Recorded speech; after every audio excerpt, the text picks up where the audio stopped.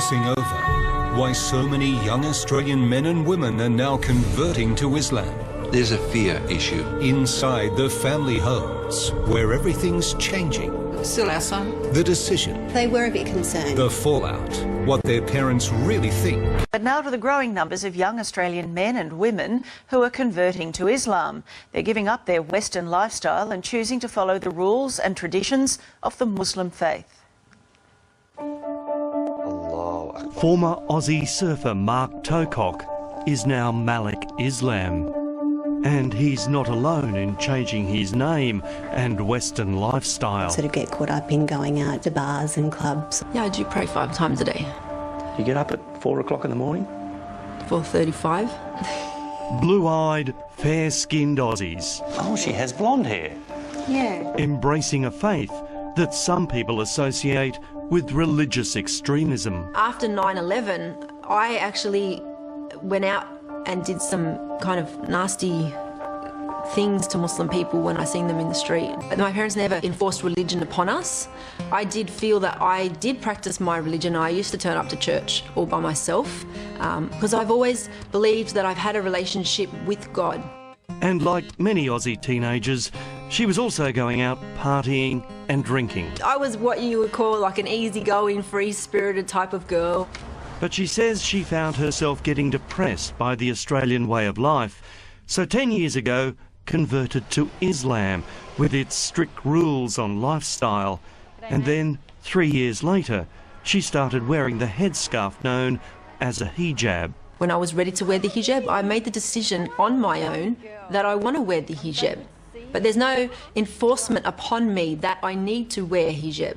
Malik, do you miss the Western lifestyle, the night clubbing, the drinking and so on? There is no benefit from drinking, there's no benefit from clubbing, there's no benefit from gambling.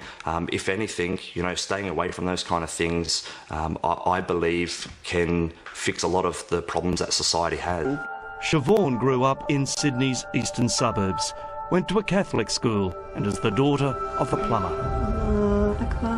The bars and clubs are no more. I found liberation, sort of not oppression in covering up my body, because I could then, you know, project the true person who I was, not what I looked like. So people could judge me on the content of my character, not on the exterior. It's teaching you to be more pure, to remember all the time that you are veiled. So check your manners, check the way you speak. Make sure you're acting in a correct manner, because a veiled woman, you know, shouldn't be misbehaving. But what many Australians associate the religion with is this. A terrorist attack. London under attack. Kuta, the first blast was... If someone does something bad, it's not a reflection of their faith, it's a reflection of them as a person. And like here, it's young people looking for a more modest way of life. Everybody's very loose, you know, you can go out and get drunk. I've never been like that. And this is why Islam was so appealing to me, was because it was a religion where it was quite conservative. As for Siobhan's parents, they now accept her new faith. Once I became Muslim, this gave me a guide to life that very much helped me get on the right course for me and give up the bad habits and feel very content.